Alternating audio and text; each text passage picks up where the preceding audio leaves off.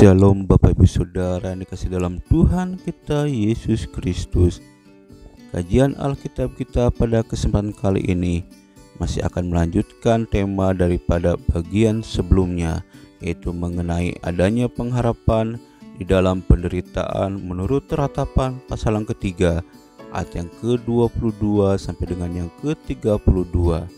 Pada kesempatan kali ini kita akan melihat beberapa bukti mengenai bahwa adanya harapan di dalam penderitaan menurut kitab Ratapan pasal yang ketiga ayat yang ke-22 sampai dengan yang ke-32. Bukti yang pertama yaitu kesetiaan Allah yang tidak berubah. Sifat Allah yang sangat menonjol di dalam kitab Ratapan bisa kita lihat terutama di dalam pasal yang ketiga ayat yang ke-22 sampai dengan yang ke-23. Penulis kitab Ratapan menegaskan tanda harapan terhadap penderitaan Israel pada waktu itu hanya dapat ditemukan di dalam Tuhan. Bapak Ibu Saudara dikasih dalam Tuhan kita Yesus Kristus, dalam Ratapan pasal yang ketiga ayat yang ke-22 sampai dengan yang ke-23 kita bisa menemukan kata yaitu tak berkesudahan, yang berarti tidak akan pernah berakhir. Sedangkan Bapak Ibu Saudara, kata tidak berkesudahan kalau kita melihat terjemahan bahasa Inggrisnya yaitu memakai kata tidak habis. Kata ini menggambarkan bahwa kasih setia Allah itu tidak ada batasnya dan terus menerus. Penulis kitab Ratapan benar-benar mengakui bahwa rahmat Allah tidak pernah habis. Dalam ayat ini penulis menggunakan kata-kata yang lebih khusus dan menarik jika dibandingkan dengan terjemahan lainnya. Penulis kitab Ratapan menyebut sifat kasih Allah dengan kata belas kasihan yang lembut. Meskipun penulis mengalami banyak kesulitan seperti penindasan, kekerasan, pembuangan dan kehilangan, penulis kitab Ratapan tetap percaya bahwa Allah adalah Allah yang penuh belas kasihan yang lembut. Di dalam Ratapan pasal yang ketiga ayat yang ke-23 menegaskan bahwa kasih Allah tidak hanya tidak pernah habis, tetapi juga selalu baru setiap hari. Bahkan di dalam terjemahan Ibrani penekanannya adalah bahwa kasih itu banyak atau tidak terhitung jumlahnya. Ketika kita berbicara tentang kasih setia Allah, itu berarti kita berbicara tentang cinta Allah yang setia setiap saat dan tidak pernah berubah. Kita bisa membandingkannya di dalam Hosea pasal yang kedua ayat yang ke-18. Konsep ini seringkali terkait erat dengan perjanjian antara Allah dengan umatnya. Menurut salah satu penafsir mengatakan bahwa kata rahmat di dalam bahasa Ibrani dalam bentuk jamaknya memiliki makna yang mirip dengan kata rahim. Ini mungkin menggambarkan betapa kasih Allah serupa dengan kasih seorang ibu. Ketidakberubahan Allah adalah bagian dari kesempurnaannya. Dengan Allah tidak ada perubahan, baik dalam eksistensi maupun dalam segala kesempurnaannya, termasuk dalam kesetiaannya. Kita bisa membandingkannya di dalam Keluaran pasal yang ketiga ayat yang ke-14, lalu di dalam Mazmur nomor yang ke-102 ayat yang ke-26 sampai dengan yang ke-28. Kemudian kita juga bisa melihat di dalam Malaiki pasal yang ketiga ayat yang ke-6, Roma pasal yang pertama ayat yang ketiga, dan surat Ibrani pasal yang pertama ayat yang ke-11 sampai dengan yang ke-12. Ayat-ayat tersebut menunjukkan bahwa Allah tidak dapat berubah, dan ini merupakan bukti yang menentang ajaran Pelagian dan Arminian yang mengatakan bahwa Allah bisa mengalami perubahan.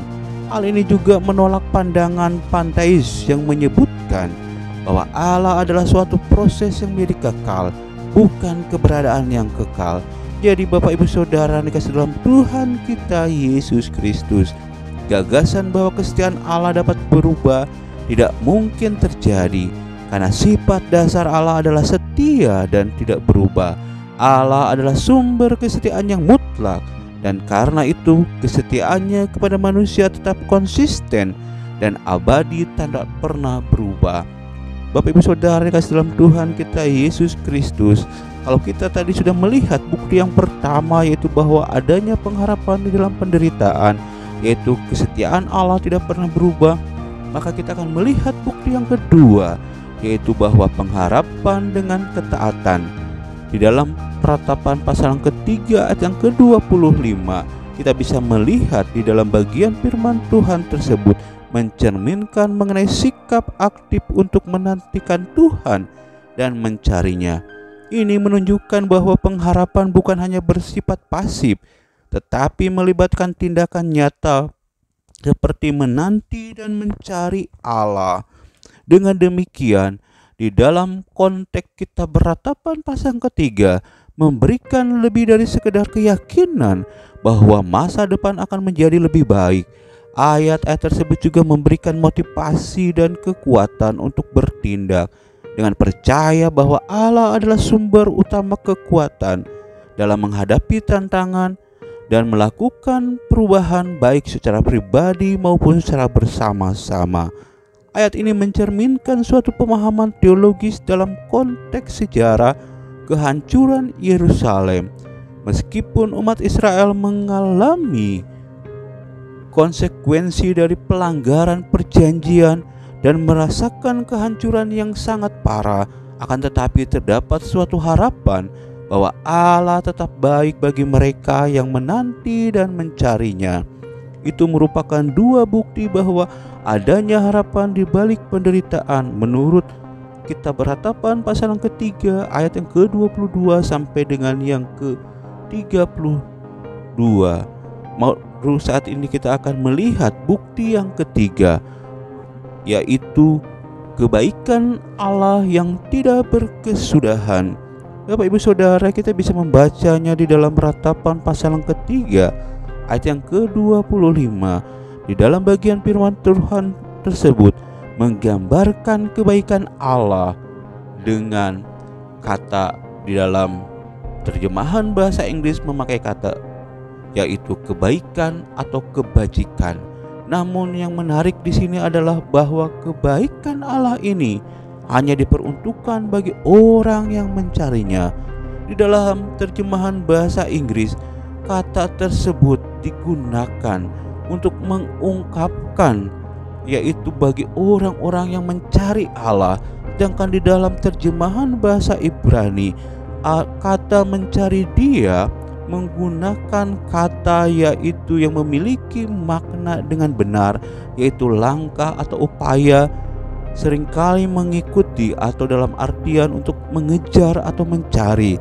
Secara tersirat merujuk pada upaya mencari atau meminta, khususnya dalam konteks beribadah, memiliki makna meminta, bertanya atau melakukan penyelidikan. Penulis Kitab Beratapan menyadari dalam ratapannya bahwa satu-satunya cara untuk mendapatkan pertolongan yaitu dengan kembali kepada Allah dan berharap kepadanya. Jadi Bapak Ibu Saudara, makna pengharapan di bagian firman Tuhan ini bersyarat hanya berlaku bagi orang yang mau berharap dan mencari Allah. Penulis Kitab Beratapan menyadari bahwa dari manusia sendiri tidak akan ada pertolongan.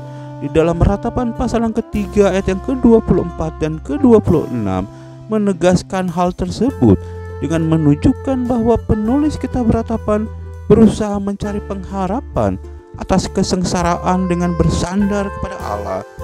Dalam ayat tersebut terdapat kata kerja menunggu dan berharap yang memiliki arti, yaitu ayat tersebut menyoroti bahwa Allah memiliki suatu rencana dan tujuan tertentu yang akan terlaksana.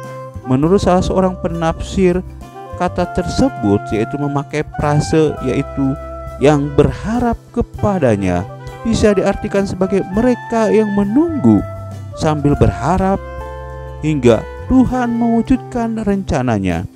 Kita bisa membandingkannya di dalam Yesaya pasal yang ke-40 ayat yang ke-31 dan di dalam Markus pasal yang ke-13 ayat yang ke-32 sampai dengan yang ke-37. Keadaan menunggu tidak berarti bahwa Allah membiarkan seseorang menderita. Sebaliknya, Allah mengenal dan mengetahui cara untuk memberikan pertolongan dan pemulihan kepada setiap orang. Kebaikan tidak terbatas dari Allah adalah caranya untuk menunjukkan perhatian kepada manusia, mirip seperti kasih seorang ibu dan bapa, seperti yang disampaikan di dalam Yesaya pasal yang ke-49 ayat yang ke-15 berkata bahwa bisakah seorang ibu melupakan bayinya? Meskipun bisa, aku tidak akan melupakan kamu. Selain itu, di dalam Mazmur nomor yang ke-103 ayat yang ke-13 dikatakan bahwa seorang ayah yang menyayangi anak-anaknya, begitulah Tuhan menyayangi orang yang takut kepadanya. Akan tetapi kebaikan dan kelembutan Allah melebihi hubungan orang tua dan anak. Kebaikan dan kelembutan Allah mencakup semua orang dan tidak membeda-bedakannya, seperti kita bisa membacanya di dalam Matius pasal yang ketiga ayat yang ke-35. Hal yang terpenting di sini yang harus kita ingat adalah sifat kebaikan dan kelembutan Allah bukanlah atribut yang dapat berubah, melainkan sesuatu yang kekal, seperti dalam Yesaya pasal yang ke-9 ayat yang ke-5 katakan. Bapak Ibu Saudara yang dikasihi dalam Tuhan kita Yesus Kristus, ada penafsir yang berpendapat bahwa bagi mereka yang bersama Allah, kepercayaan kepadanya selalu memiliki makna. Allah baik kepada semua orang dan kasih-Nya melibatkan seluruh ciptaannya, memberikan kebaikan kepada setiap makhluk. Namun Allah memiliki kebaikan khusus bagi mereka yang menantikan dan mencarinya. Si penafsir tersebut mengajarkan bahwa walaupun orang-orang yang setia kepada Allah mungkin menghadapi kesulitan dan keselamatan yang terasa lama datangnya, mereka harus sabar menantikan Allah dan kemurahannya. Selama menanti, mereka juga harus mencarinya, yaitu melalui doa yang akan membantu melatih kesabaran. Bagi mereka yang menantikan dan mencari Allah, Allah akan menunjukkan kebaikan hatinya yang luar biasa. Mereka yang tetap dalam harapan dan ketenangan, meskipun dihadapkan pada kesulitan yang sulit, akan merasakan manfaatnya. Berharap dan menantikan keselamatan dari Allah merupakan tugas umat Allah, dan ini akan memberikan penghiburan dan kepuasan yang tidak terkatakan. Meskipun terasa lama datangnya, mereka harus bersikap pasrah, mengikuti perintah Allah dan yakin bahwa kehendaknya akan terlaksana. Dengan mengingat hal tersebut, umat Allah dapat memiliki harapan bahwa akhirnya segalanya akan berakhir dengan baik. Bapak Ibu Saudara yang kasih dalam Tuhan kita Yesus Kristus, kita sudah melihat adanya bukti-bukti bahwa di dalam penderitaan adanya pengharapan. Lalu apa yang bisa kita tarik bagi kita saat ini? Bagi kita orang Kristen saat ini, ketika kita mengalami penderitaan, baik itu kita mengalami penderitaan secara mental maupun secara psikis, kita harus percaya dan yakin seperti Allah memberikan pengharapan kepada bangsa Israel, begitu juga Allah akan memberikan pengharapan kepada kita. Allah akan memberikan kelegaan kepada kita, asalkan kita mempercayai kuasa Allah sepenuhnya dan berharap hanya kepada Allah, dan kita berusaha mencari Allah di dalam kehidupan kita, yaitu melalui doa, melalui membaca firman Tuhan.